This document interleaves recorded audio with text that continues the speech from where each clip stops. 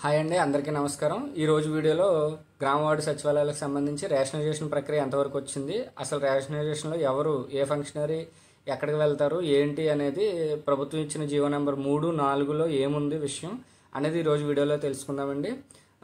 Late చేయకుండా వీడియోలోకి వెళ్ళిపోదాం. వీడియోలోకి వెళ్ళే ముందు ఎవరైనా కొత్తగా వచ్చిన వాళ్ళు వీడియోని సబ్స్క్రైబ్ చేసుకోవాల్సిందిగా, కొత్తగా వచ్చిన వారు మన ఛానల్ని సబ్స్క్రైబ్ చేసుకోవాల్సిందిగా కోరుచున్నామండి. సో మరిన్ని ఉపయోగకరమైన వీడియోలు, స్కీములు, పథకాలు, అలాగే సర్వేలు, ఇంకా ఏ విధంగా ఉన్న ఎటువంటి సందేహాలకైనా కూడా మన ఛానల్లో వెంటనే మీకు వీడియోలు అప్లోడ్ చేయడం జరుగుతుంది.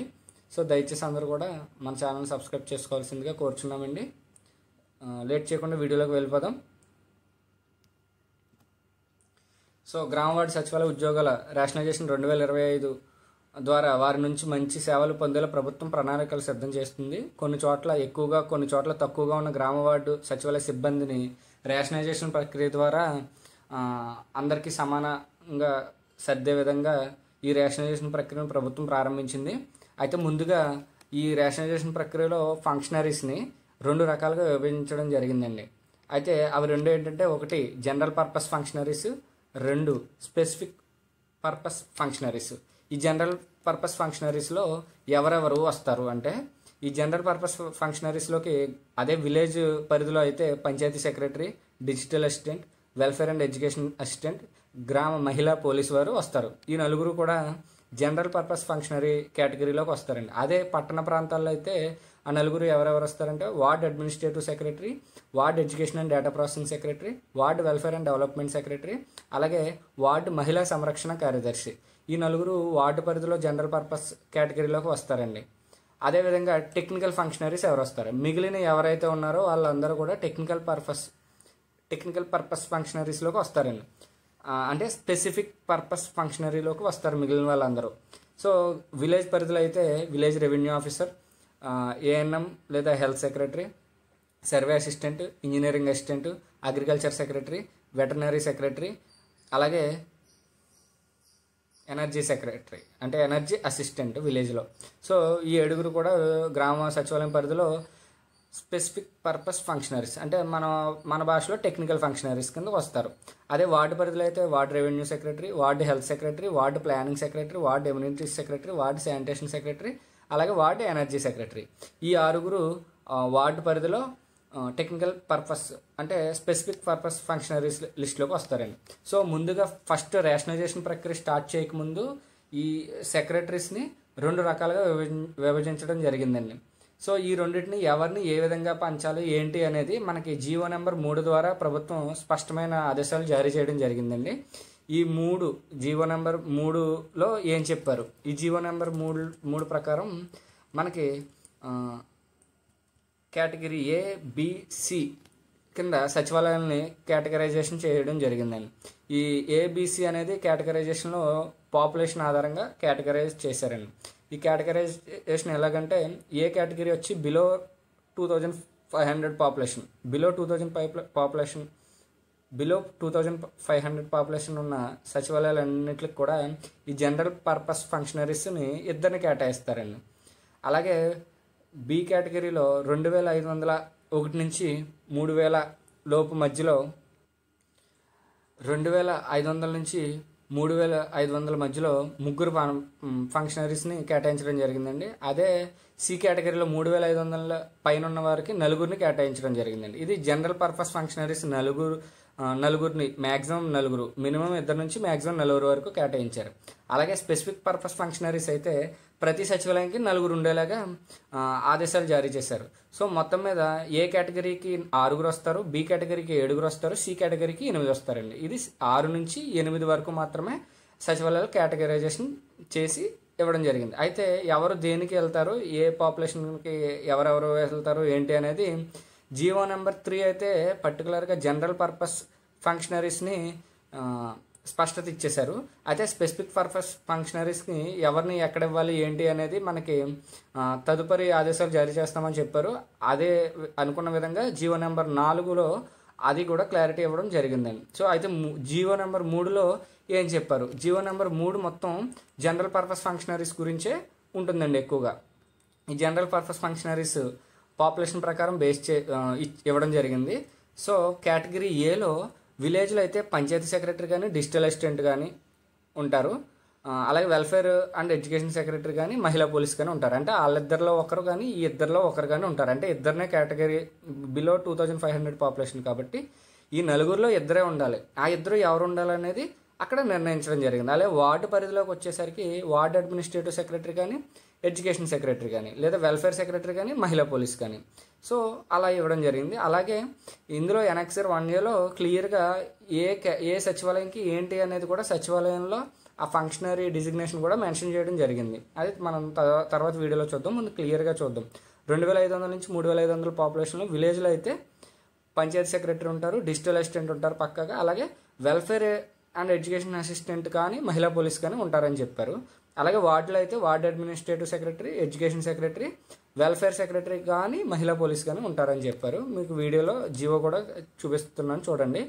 అలాగే కేటగిరీ సిలో వచ్చేసి పంచాయతీ సెక్రటరీ కానీ డిజిటల్ అసిస్టెంట్గా పంచాయతీ కేటగిరీ సి అంటే 3500 కాబట్టి నలుగురు ఉంటారు. Panchayat secretary, digital assistant, welfare and మహిళా పోలీస్. అలాగే వార్డులో కూడా admin secretary, education secretary, welfare secretary, అలాగే మహిళా పోలీస్. సో 3550 ఉన్న వాళ్ళకి ఈ నలుగురు పక్కగా ఉంటారు. వాళ్ళు ఎవరిని తీయడం ఉండదు. అయితే దీనికి అటాచ్ చేస్తూ ఎన్క్లోజర్ ఎనెక్సర్ 1లో ఏ కేటగిరీలో ఏ సచివాలయం ఏ కేటగిరీకి వస్తుందో వచ్చేసి ఆ కేటగిరీలో ఈ నలుగురిలో ఎవరు ఉంటారు ఎవరు ఉండరు అనేది క్లియర్గా మెన్షన్ చేయడం జరిగింది. ఇప్పుడు మనకి ఎగ్జాంపుల్ ఒక సచివాలయం తీసుకుంటే పాపులేషన్ కేటగిరీ సిలోకి వచ్చింది. అది అర్బన్ పరిధి. ఫస్ట్ చూస్తే అనంతపురం, మనకి నిర్మలానంద నగర్ 1వ సచివాలయం. అక్కడ education secretary yes, ward admin yes, ward welfare yes, ward మహిళా పోలీస్ ఎస్, ఎందుకంటే సి కేటగిరీ కాబట్టి. అదే ఏ కేటగిరీ అయితే మనకి వేణుగోపాల్ నగర్ ఉంది. ఏ కేటగిరీలో ఎడ్యుకేషన్ సెక్రటరీని ఎస్ ఇచ్చారు, వార్డు అడ్మిన్ నో ఇచ్చారు, వార్డు వెల్ఫేర్ ఎస్ ఇచ్చారు, వార్డు మహిళా పోలీసు నో ఇచ్చారు.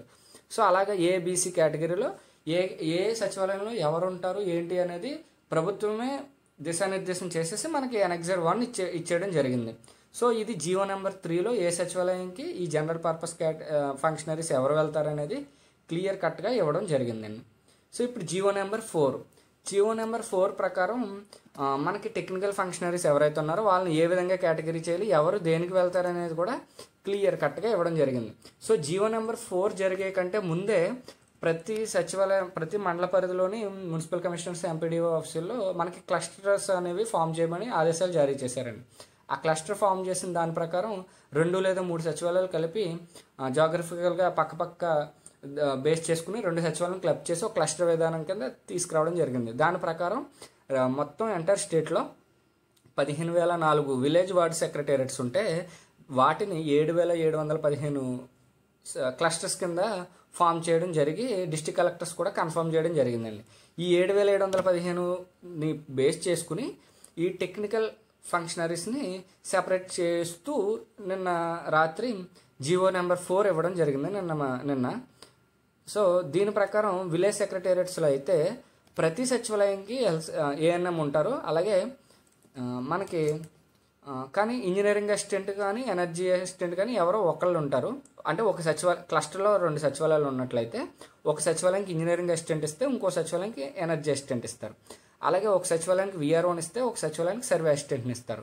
ఒక సచివాలయానికి మనకి ఈ ముగ్గురిని కూడా ఇలా బేస్ చేసుకుని ఇచ్చారు. 1 అమాంగెస్ట్ అగ్రికల్చర్, హార్టికల్చర్, సెరికల్చర్ ఎవరో ఒకళ్ళు ఇస్తారు based on cultivation for each group of secretaries. అంటే ఒక క్లస్టర్కి ఈ ముగ్గురిని ఒకరిని ఇస్తారు. అలాగే ఫిషరీస్, వెటర్నరీ అసిస్టెంట్ వీళ్ళిద్దరిలో ఎవరో ఒకరిని ఇస్తారు బేస్డ్ ఆన్ అక్కడ ఉన్న లైఫ్ స్టాక్ పాపులేషన్ బేస్ చేసుకుని, కల్టివేషన్ బేస్ చేసుకుని. అలాగే వార్డు లెవెల్లో అయితే వార్డు హెల్త్ సెక్రటరీ ప్రతి సచివాలయంకి ఉంటారు, శానిటేషన్ సెక్రటరీ ప్రతి సచివాలయంకి ఉంటారు. వీళ్ళిద్దరూ పక్కాగా ఉంటారు ప్రతి సచివాలయంకి. అయితే మిగిలిన ఇద్దరు ఎవరు ఉంటారంటే ఎమ్యూనిటీస్ లేదా ప్లానింగ్ ఎవరో ఒకరే ఉంటారు క్లస్టర్కి. అంటే ఒక క్లస్టర్లో ఒక సచివాలయంకి ఎమ్యూనిటీస్ వస్తే ఒక సచివాలయంకి ప్లానింగ్ వస్తారు. అదే ward revenue secretary, energy secretary ఒక సచివాలయంకి ఎనర్జీ సెక్రటరీ ఇస్తే ఒక సచివాలయంకి రెవెన్యూ సెక్రటరీ ఇస్తారు. అంటే క్లస్టర్లో 2 సచివాలయాలు ఉన్నప్పుడు. అదే క్లస్టర్లో 3 సచివాలయాలు ఉన్నప్పుడు స్పెషల్ కేసు అంటారు వీటిని. ఏమన్నారంటే 1 functionary of the same type of specific purpose functionaries also shall be position in the respective secretariat groups in the following exceptional cases. కొన్ని కేసెస్ ఇచ్చారు. ఏంటంటే కల్టివేషన్ ఏరియాని బేస్ చేసుకుని అగ్రికల్చరు, హార్టికల్చరు, సెరికల్చర్ అసిస్టెంట్ని కూడా మనం అక్కడ ఇవ్వచ్చు అని అన్నారు. అంటే మనకు అర్థమవుతుంది ఏంటంటే ఇప్పుడు ఒక క్లస్టర్లో 2 సచివాలయాలు ఉన్నాయి. 2 సచివాలయాలకి లైవ్ స్టాక్ ఎక్కువ ఉంది, అలాగే కల్టివేషన్ పర్పస్ మీద అక్కడ 2 చోట్ల కావాలనుకున్నప్పుడు ఒక చోట ఎలాగా ఉంటారు, ఇంకొక చోట కూడా వాళ్ళని మనం పొజిషనింగ్ చేయమని చెప్పి ఇక్కడ ఎక్సెప్షనల్ కేసెస్ ఇచ్చారు. సో అలాగే ఫిషరీస్ అసిస్టెంట్ కానీ వెటర్నరీ అసిస్టెంట్ కానీ వీళ్ళు కూడా ఆ ఎక్సెప్షనల్ కేసులో ఇవ్వాలనుకున్నప్పుడు అక్కడ ఇవ్వాలి, అక్కడ ఉన్న పాపులేషన్ బేస్ చేసుకున్నప్పుడు ఇవ్వచ్చు అనమాట అండి. సో ఇలా in the group formed in the 3 secretariats in rural areas and where less than prescribed number of functionaries were positioned, 1 engineering assistant, VRO, survey assistant may be positioned to keep the prescribed number of positions. So same ఇదే case ఈ ముగ్గురులో కూడా applicable అవుతుందండి. So అలాగే urban ఏరియాస్లోకి వచ్చేసరికి 3 secretariats form చేసిన లేదా where position less than prescribed number చేసిన 1 ward amenity secretary may be position to maintain prescribed number of positions. ఇక్కడ కూడా అంతే. అయితే అక్కడ ఎమ్యూనిటీ సెక్రటరీని పొజిషన్ చేయమని చెప్పి ఇన్స్ట్రక్షన్స్ ఇవ్వడం జరిగింది. In the above circumstances the jurisdiction of additional functionaries position will be defined locally. అక్కడ ఉన్న లోకల్ పరిస్థితులను బేస్ చేసుకుని ఒక సెక్రటరీని మనం అదనంగా పొజిషన్ చేయొచ్చు అని చెప్పేసి ఇందులో క్లియర్ కట్గా గైడ్లైన్స్లు ఇవ్వడం జరిగింది. సో దీని ప్రకారం the necessary district wise list of groups of village ward secretariats along with designations of specific purpose functionaries to be position are enclosed in Annexure 1A grouping of village secretariats, Annexure 1B grouping of ward secretariats and Annexure 2A position of specific purpose functionaries, అలాగే 2B in ward secretariats of positioning of specific purpose functionaries. So మనకి 1A 1B అంటే village వార్డ్లో మనకి 1A 1B ఇచ్చారు దేనికి general purpose కోసం, అలాగే 2A 2B village ward specific purpose కోసం. ఇలా మనకి 4 రకాల ఎనెక్సర్స్లో ఎవరిని ఎక్కడ పొజిషన్ చేయాలనేది ఇచ్చేశారు. సో ఇప్పుడు మనకి కాటంనేని భాస్కర్ గారు అంటే secretary to the government GSWS department sir ఏం చేశారంటే అన్ని డిస్ట్రిక్ట్ కలెక్టర్స్కి ఇన్స్ట్రక్షన్స్ పాస్ చేసేసినట్టు ఇప్పుడు.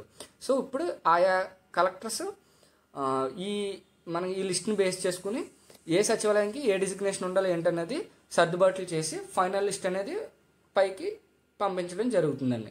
ఇది మనకి ఈ రేషనలైజేషన్లో ఒక కొలిక్కి వచ్చింది. ఏ సెక్రటరీ అంటే ఏ డిజిగ్నేషన్ ఎక్కడ ఉండాలనేది మనకి GSWS డిపార్ట్మెంట్ వారి ద్వారా మనకి ఇన్స్ట్రక్షన్స్ వచ్చేసాయి. ఇప్పుడు వీటిని ఆ డిజిగ్నేషన్లో మనకు ఉన్న అంటే ఒక మండలంలో ఉన్న డిజిగ్నేషన్స్ అన్నింటినీ కూడా ఆయా పొజిషన్లో ఫిక్స్ చేసి మన కమిషనర్స్ అలాగే ఎంపీడీఓ ఎవరైతే ఉన్నారో వాళ్ళు వాటిని ఫిక్స్ చేసి లిస్టుని కలెక్టర్స్ పంపించిన తర్వాత కలెక్టర్స్ వాటిని ఫైనలైజ్ చేసుకుని ఒకసారి చేసుకుని ఏమైనా పాపులేషన్లో వేరియేషన్స్ ఉన్నా ఏమన్నా ఉన్నా ఎక్స్ట్రా ఎక్కడైనా డిప్యూట్ చేయాల్సి ఉంటే వాళ్ళని కూడా పెట్టి చేస్తారండి. ఇవన్నీ అయిన తర్వాత మనకి మిగిలిన అయితే ఇక్కడ మనకు ఒకటి తేలాల్సి ఉందండి.